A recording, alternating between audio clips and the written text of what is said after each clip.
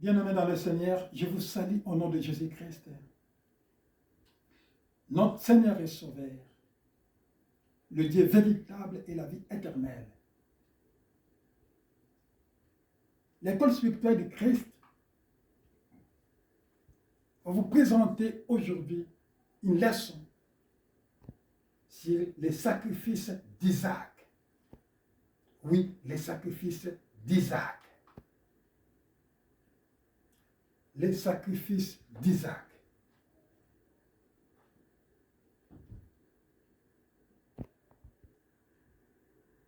Les sacrifices d'Isaac. Pourquoi d'ailleurs ce thème?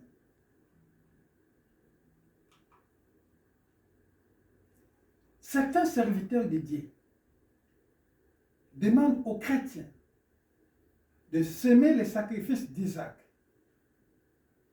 pour obtenir des bénédictions, des voyages, des guérisons, des promotions, et j'en passe.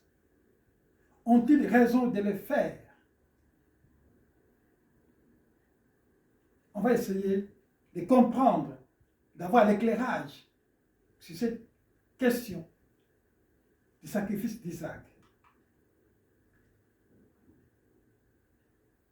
Dans notre présentation, on va parler de 5 points. On va parler d'Abraham,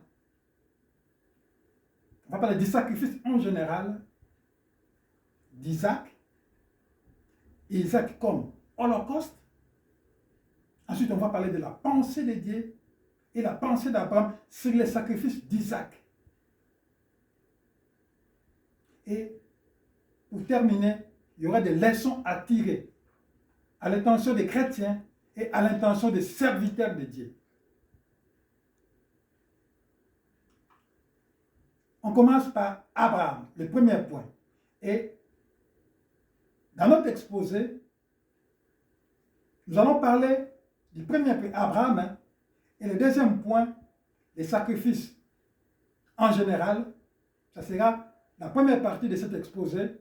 Et la deuxième partie, ça sera concentré sur Isaac et Isaac comme holocauste, et puis la pensée de Dieu et la pensée d'Abraham sur les sacrifices d'Isaac.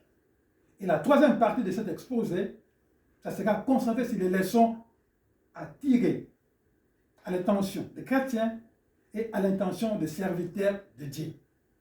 Et là, on pourra, dans cette dernière partie, avec l'éclairage des textes, essayer de répondre à cette question qu'on a posée au départ.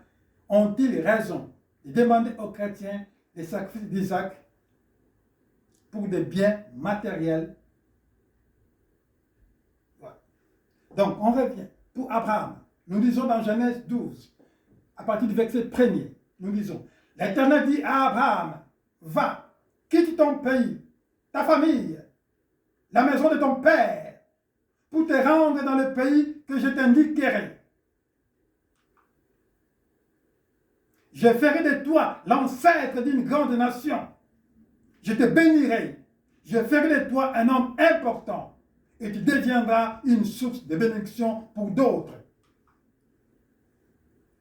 Je bénirai ceux qui te béniront et je maudirai ceux qui t'outrageront. Tous les peuples de la terre seront bénis à travers toi. Et dans la version Louis II, parce que c'est la version sa mère, il est écrit, et toutes les familles de la terre seront bénies en toi. Donc, en lisant ces 3 versets de Genèse 12, nous comprenons qu'à 75 ans, Dieu appelle Abraham, il dit de quitter son pays, ses parents, pour un autre pays qu'il ne connaît pas, que Dieu va lui l'indiquer. Abraham avait 75 ans et sa femme, Sarah, avait 65 ans. Parce qu'il y avait un écart de 10 ans entre Abraham et sa femme. Donc, à cet âge-là, pour Sarah, elle était déjà ménopausée. Sur le plan scientifique, quand on est ménopausé, on ne peut plus avoir d'enfants. Mais c'est à cet âge-là que Dieu appelle Abraham et lui promet de devenir une bénédiction pour toutes les nations, d'être un ancêtre des habitants de la terre. Et Abraham quitte, il obéit aveuglément à son Dieu, il quitte les Charons à Canaan. Il arrive là-bas, Canaan occupé. Alors que c'est Dieu qui lui a dit de passer par là, d'aller là-bas. Il continue vers le sud. Dans un pays, il arrive et là, la famille règne. Abraham va immigrer en Égypte. Et puis il va ressortir avec encore beaucoup plus de richesses qu'avant, mais aussi avec une femme Agar, qui sera l'esclave de sa femme, et qui plus tard va lui donner l'enfant Ismaël. Et dans l'histoire d'Abraham, parce qu'on ne peut pas décrire l'histoire d'Abraham, c'est tellement grande l'histoire que nous donnons les points essentiels. Avec le temps, Abraham se sépara avec son neveu Lot. Dieu renouvela encore la promesse d'Abraham d'être le père de multitudes. Et il y a encore l'histoire d'Abraham. Il fait dîme à Melchisedec et il est béni par celui-ci. Et ensuite, il y a la naissance d'Ismaël avec Agar, l'esclave de sa femme Sarah. Et c'est demande de Sarah qui entretenait un peu de doute parce qu'elle était déjà ménopausée.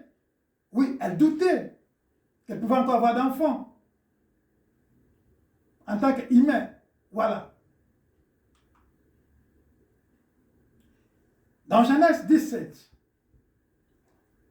là maintenant c'est à 99 ans, Dieu apparaît à Abraham. Et là il conclut une alliance par la circoncision de tout mâle au 8e jour de sa naissance. Il demande à Abraham de changer son nom et celui de sa femme Sarai, qui devient Sarah. Et là, Dieu réconforte Abraham et précise que malgré qu'il y ait déjà Ismaël avec Agar, Dieu précise qu'à partir de Sarah, ça sortira des peuples, des rois, donc le fils de la promesse. La promesse que Dieu a promis à Abraham, ça sera par Sarah. Et avec le temps, Abraham a reçu des visiteurs, des anges du ciel qui l'ont averti des événements qui devaient se passer là où il était son neveu. À Sodome et Gomorrhe. Après ces événements, il y a eu la naissance d'Isaac. Et là, Abraham avait 100 ans et Sarah 90 ans. Abraham, c'est qui vraiment Abraham pour comprendre? Et nous lisons rapidement dans Exode 3, à partir du verset 15. Dieu dit encore à Moïse, là on est dans l'époque de Moïse, tu parleras ainsi aux enfants d'Israël. L'Éternel, le Dieu de vos pères, le Dieu d'Abraham, le Dieu d'Isaac et le Dieu de Jacob, m'envoie vers vous. Voilà mon nom pour l'éternité, voilà mon nom de génération à génération. Ici, ça dit quoi? Dieu a vu la souffrance du peuple d'Israël en Égypte. Et Moïse, qui était élevé par les Égyptiens comme un prince, était appelé par Dieu. Et déjà Dieu les rencontre dans la montagne, sous forme de feu, de buisson. Et là, il s'est présenté déjà à Moïse, qu'il est le Dieu d'Abraham, d'Isaac et de Jacob. Mais certainement, Moïse n'avait pas fait attention. Et quand maintenant, il envoie, il dit, je t'envoie pour libérer le peuple. Et Moïse, il pose des questions. Mais quand je vais aller là-bas, je dirai quoi? Qu'on va me demander, parce qu'il connaissait le peuple qui était là-bas. Je dirai qui m'envoie. Et là, Dieu dit à Moïse, qu'il leur dira, celui qui s'appelle Je suis, m'a envoyé vers vous. Mais je crois que Dieu a compris que Moïse n'avait pas bien saisi. C'est pourquoi, ici, Dieu a dit encore à Moïse, pour qu'il comprenne bien, il dit, le Dieu d'Abraham, le Dieu d'Isaac, le Dieu de Jacob m'envoie vers vous. C'est le Dieu de vos pères, le Dieu de vos ancêtres, l'ancêtre Abraham. Abraham, Isaac et Jacob. Le peuple d'Israël, le peuple choisi de Dieu, commence par Abraham, son histoire. Et la formulation des 12 tribus d'Israël avec Jacob. Et dans Galates 3,6, nous lisons avec Paul, comme Abraham crie à Dieu et que cela lui fit imputer à justice. Reconnaissez donc que ce sont ceux qui ont la foi qui sont fils d'Abraham.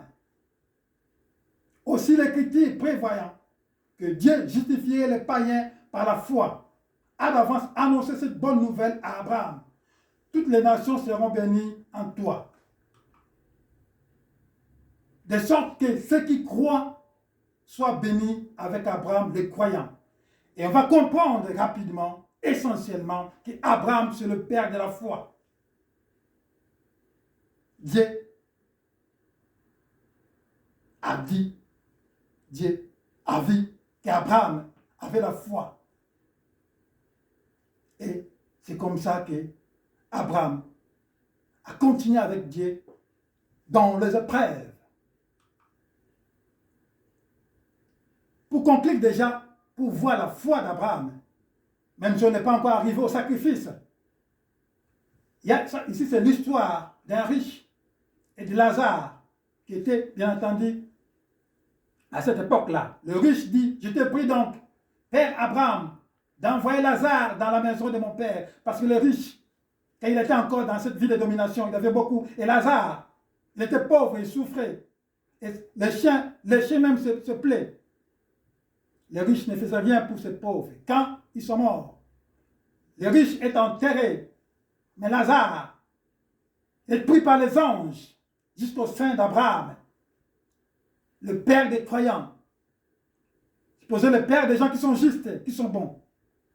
Voilà déjà l'image d'Abraham.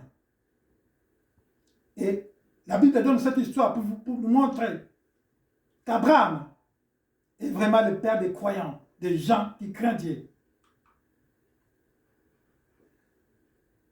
Deuxièmement, nous allons parler des sacrifices en général. En fait, un sacrifice, c'est une offrande rituelle à Dieu pour être en harmonie avec lui ou pour obtenir quelque chose précis. Le pardon du péché, honorer un vœu, ça c'est dans l'état de l'esprit. Parce que maintenant, c'est autre chose.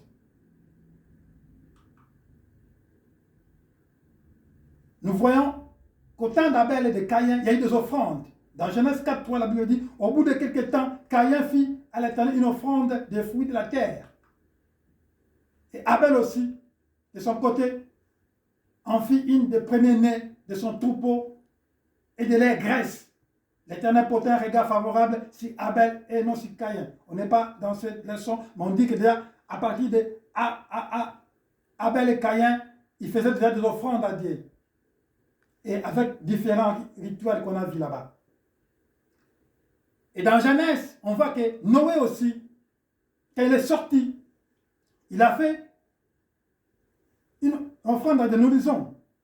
Noé bâtit un autel à l'Éternel. Il prit de toutes les bêtes pires et de tous les oiseaux pires. Il offrit des holocaustes sur l'Éternel. Ici, on va retenir le mot pire. Il ne donne pas les impies, mais il donne le pire. C'est très important parce qu'on va y revenir.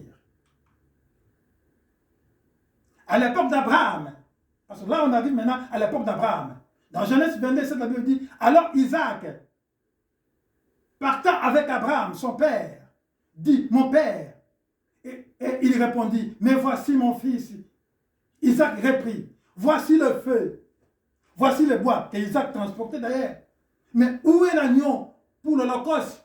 Ça c'est pour vous dire que Isaac, en tant qu'enfant, il connaissait déjà qu'il y avait des coutumes, qu'on faisait des offrandes, qu'on faisait des holocaustes en tant qu'enfant. Parce que là, quand il va avec son père, il ne sait pas que c'est lui qui sera l'holocauste. Il pose la question parce qu'il voit tout ce qu'il faut pour l'Holocauste. Pour dire déjà que l'esprit des sacrifices de l'offrande a commencé bien avant, jusqu'au temps d'Abraham. Abraham répondit, mon fils, Dieu se pourvoira lui-même de l'agneau pour l'Holocauste. Et ils marchèrent tous deux ensemble.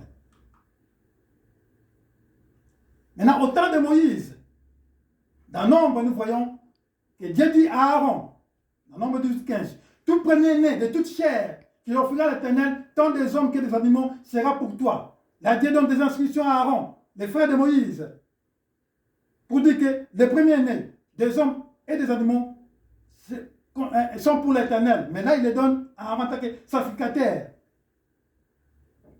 Un Lévite. Seulement, tu feras racheter le premier-né de l'homme et tu feras racheter le premier-né d'un animal impur. Ici, c'est très important pour comprendre. Dieu dit ce qu'on va donner comme offrande, tout. Mais le premier-né de l'homme et le premier-né de l'animal impur, sauf ça, il faut que Aaron rachète ça. Donc ça peut pas être sacrifié en holocauste. Il donne l'instruction. Parce que ça va nous aider à comprendre la suite des événements. Tu feras racheter dès l'âge d'un mois, d'après ton estimation, au prix de 5 sigles, l'argent, selon le cycle du sanctuaire qui est de 20 guéras. Mais tu ne feras point racheter le premier-né du bœuf, ni le premier-né de la brebis, ni le premier-né de la chèvre. Ce sont des choses saintes. Donc dans les sacrifices pour les holocaustes, il y a ce qui est impur et ce qui est pire. Les choses saintes sont ceux qui ont pire. Les impurs, pour Dieu, on ne peut pas les offrir. Et notamment l'homme. Et des animaux impurs. On ne va pas prendre des porcs. Non, on ne peut pas faire ça au holocauste à Dieu. C'est impur. Donc, ça c'est dans le rituel. Tu reprendras leur sang sur l'autel et tu brûleras leur graisse. Ce sera un sacrifice consumé par le feu d'une agréable odeur à l'Éternel. Nous comprenons de façon générale, parce qu'on n'entre pas dans les détails. Parce qu'il y a beaucoup de choses à dire. Et la différence des offrandes, c'est dans leur nature, dans leur rituel et dans leur but. Il y a des offrandes volontaires ou demandées.